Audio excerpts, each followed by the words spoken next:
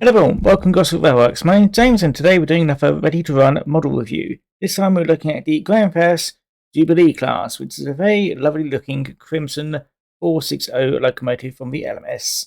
And yeah, very nice, I'm very happy with it. But before we get onto that, let's have a look at all the boring stuff. So first of all, the product code. Let me just get this into shot. And it's not wanting to focus. Let me just try that a bit better. Close enough.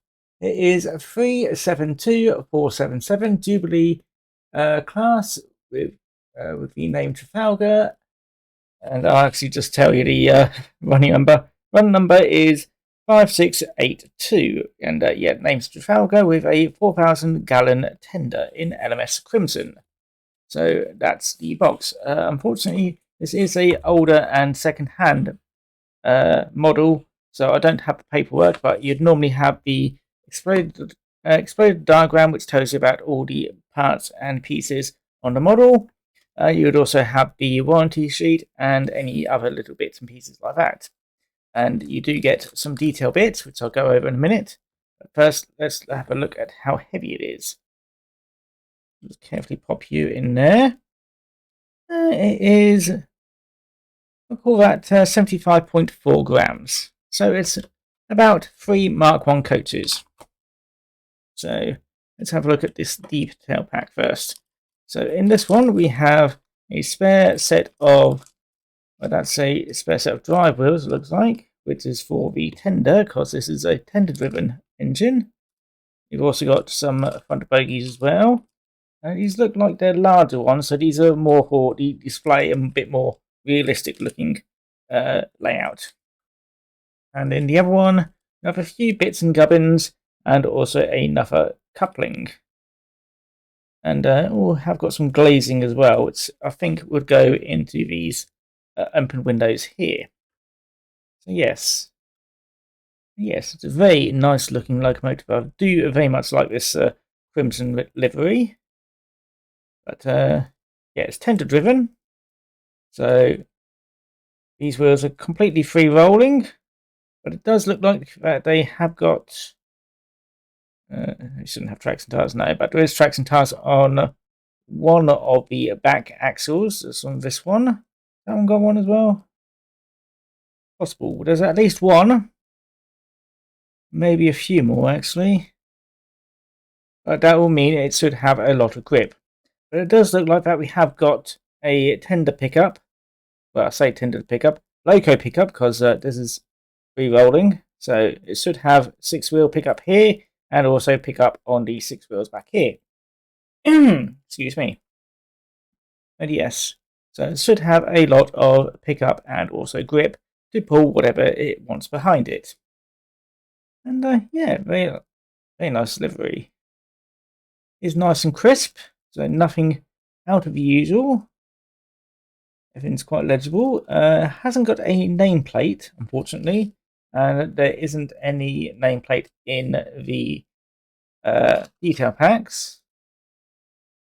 Hasn't been opened? Yes, it has. So if there was a nameplate, it's not in here anymore. But which is a bit of a shame, but it would live just over the front driving wheel, just there.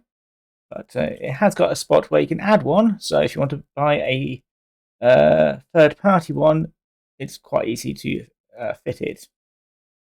And let's see, the definitely does feel back heavy, so that's definitely where all the weight is. Let's see the well, that's actually probably where it should be anyway. So I'm guessing the coal is weight. There is some interior detail. It's not painted, but there is interior detail. Let's see, there is nice riveting on the roof. Handrails are quite nice. They are metal. And it feels like the safety valves are metal as well, so they're going to be quite sturdy. And let's see. Unfortunately, it has got this dangly bogie, but we'll deal with it. I don't like these, but I know they're effective and they work, but I just don't like them because they're awkward to put on the track. But yeah, riveting on the front buffer beam. No number on the front buffer beam, but there is a number on the smoke box. And the same on the back. There's some riveting on the buffer beam, but no number, so hopefully nobody wants to know the number when it's going backwards. Has got vacuum pipe, front and back. Has got NEM pockets, I think. Yes, they are NEM pockets, so even though it's a slightly older model, it does have some nice new bits. Well, I say new, NEM pockets have been out for ages now, but at least it's not ancient, old. Yeah, very happy with it.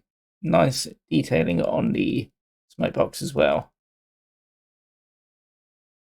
Yeah, I would assume inside here it's going to be completely white. Well, some solid mass in there, so yeah.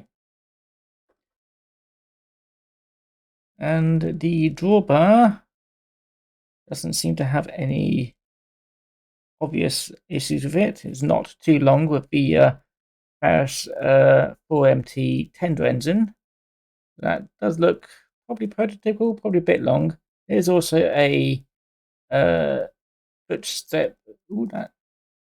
There we go. Forgot about that.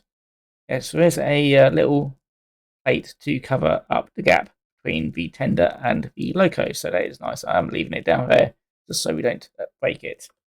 To install the decoder, it's not going to be too hard because it's like with the where's it?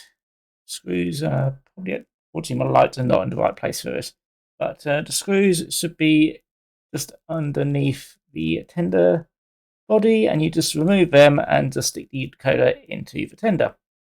Basically, it's like a black 5, but it's red. But yeah, very happy with it. Anyway, I want to tell you a bit more about the prototype. Then I'm going to get it onto, well, and then let you have a closer look at it. Then I'm going to get it onto my layout and give it a nice run round. So I'll see you in a bit. The London, Midland and Scottish Railway Jubilee class is a class of steam locomotive designed for mainline passenger work. 191 locomotives were built between 1934 and 1936. They were built concurrently with the similar-looking LMS Stanier Class 5 and were nicknamed Red Staniers due to their crimson liveries. The last 5 locomotives of Henry Fowler's Patriot class on order were built with William Stanier's Tapir boiler and so became the first members of the Jubilee class. 113 locomotives were ordered straight away from the drawing board, however they were initially a disappointment. Their moderate degree of superheating often left them short of steam. Changes to the blast pipe and chimney dimensions helped to transform them. These engines were named after former Commonwealth states and the countries of the British Empire, British admirals, British naval commanders, and finally ships in the British Navy named after characters from Greek mythology. The Jubilees were a rather common sight on the Midland Main Line, the West Coast Main Line, and the settled Carlisle Line, but were eventually displaced by the more powerful Royal Scots during the 1940s. Number 45637, Windward Islands, was destroyed in a severe accident in 1952, making it the first Jubilee engine to be scrapped. The remaining 188 locomotives were withdrawn between 1960 and 1967. They were the last express engines from the Big Four days still in service. 4 Jubilees have been preserved, 2 each built by Crew Works and by North British. 45593 and 45596 were purchased directly from British Railway for preservation. The other 2 were rescued from the Woodham Brothers scrapyard. Right, here we are, the Jubilee now on my layout, and it does look rather nice in that crimson livery. I'm very happy with it. But yeah, we've got my test rake of 8 Mark 1 coaches set up as well. But first of all, let's have a look at the slow speed. This is under DCC, so just to point that out, so it will operate slightly differently if it was under DC, but mine is chipped. So let's have a quick go at slow speed.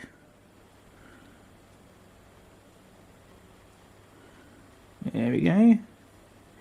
That's very nice. So quite an amazing call for N-gauge. So let's put it in reverse.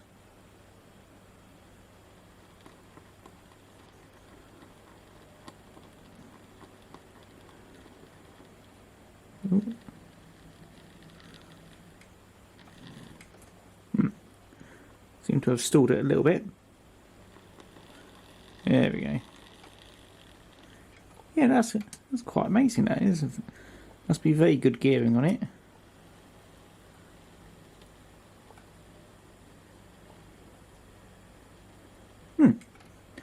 Anyway, actually, I should probably put it in the outside track, or the inside track, so I can give it a nice run round, because I did accidentally put it on the outside track first. So let's give it a nice run round.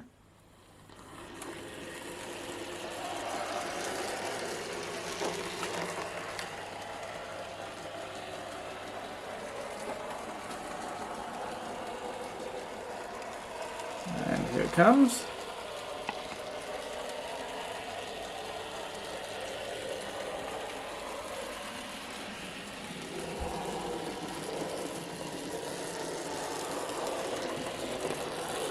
Yeah, seems quite happy. Do once more. A bit more speed. Ooh, probably not too much speed.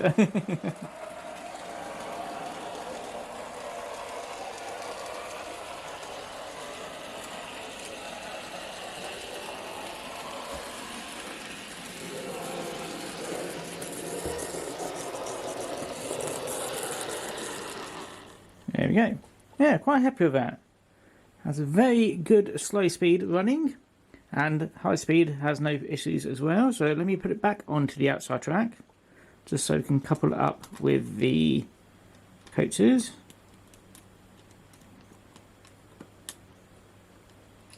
This is why I don't like that front bogie, because it's awkward if you're trying to do it with one hand. There we go. And now that, let's make sure. Yep, that's happy. And put it in reverse. Alright, here are my 8 Mark 1 coaters for a test of rake. Each one of these is about 25 grams, so all of this is 200 grams. So let's see how well it couples up. Ooh. There we go. Yeah, that coupled up quite nicely. So this is 200 grams with a 74 point something. We'll go with 75 grams because I can't remember how heavy it was. But yeah, so this is 1, 2, about 2.5 times its weight, something like that. Nearly 3. So let's see how well it runs. And as you can see, it has no issues with traction tyres.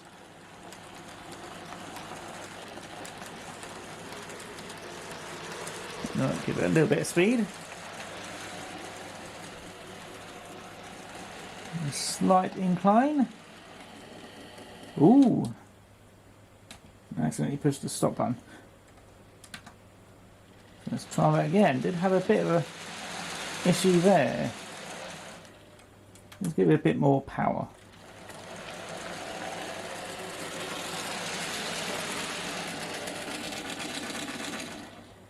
Yes, it does not like that.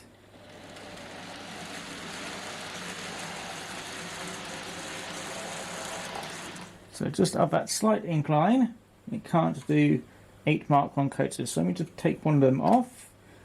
Actually, I'll take 2 of them off. So this is exactly 2 times its own weight. Which way's forward? That way.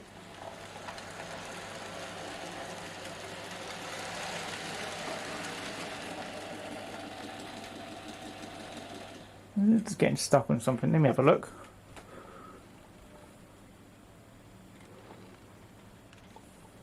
Let's give it a little bit of a nudge. No, it's still not happy.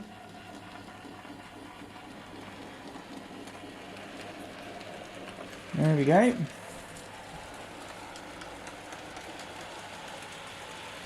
So yeah, even with them traction tyres, it does not like doing 2 times its own weight up a very slight incline. See that all the traction tyres have gone on this model because it is pre-owned.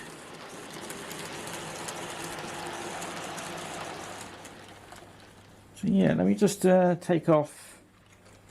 I'm running out of space to put these coaches. Let's try just over 1.5 times. Ooh, and it's stalled again. There we go. Right, nice run.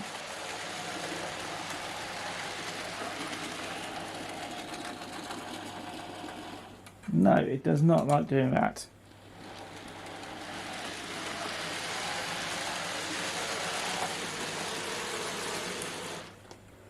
Right. Another coach.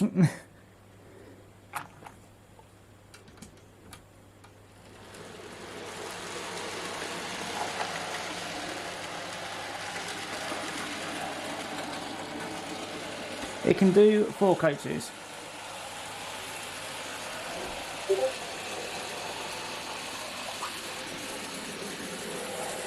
That is not the best. I'm being beat on, but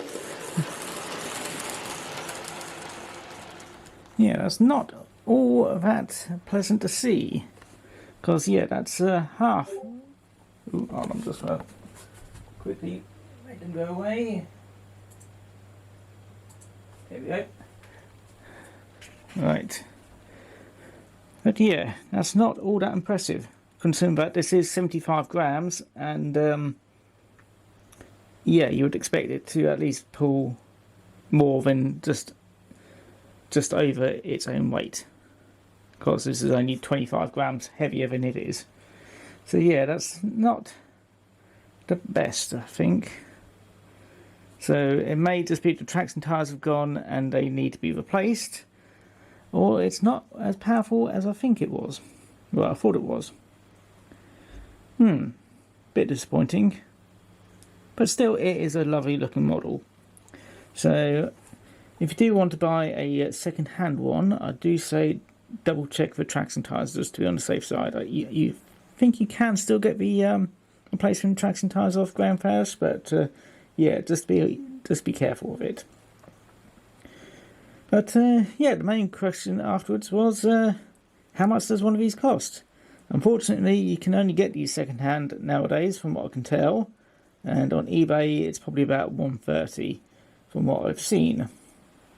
So yeah, so it's a bit disappointing end to this one because I really do like this locomotive. It looks absolutely gorgeous, but yeah, very disappointing. But oh well. So I'll see about looking at the tracks and tyres at some point, but yeah. Bit of a sad end to this one. As I was expecting it just to go around with all 8 coaches. Oh well. Anyway, hope you enjoyed the video. If you do like it, feel free to like, comment and subscribe. Also, do let me know what you think about the Jubilee. Do you think it's what I think it is, which is the traction tyres just need replacing, or is it actually an issue with this particular model? Because it is only 75 grams, but you'd expect it to at least pull at least 6 coaches to make it look like a nice long train. But it will do 8 coaches on the flat though, so there is that. But anyway, if you liked the video, feel free to like, comment, subscribe. And if you didn't like the video, well, I hope you enjoyed it anyway. But that's going to be it for me. So I'll see you all again next time. So let me just send it off in its way. And yeah, take care now. Bye-bye.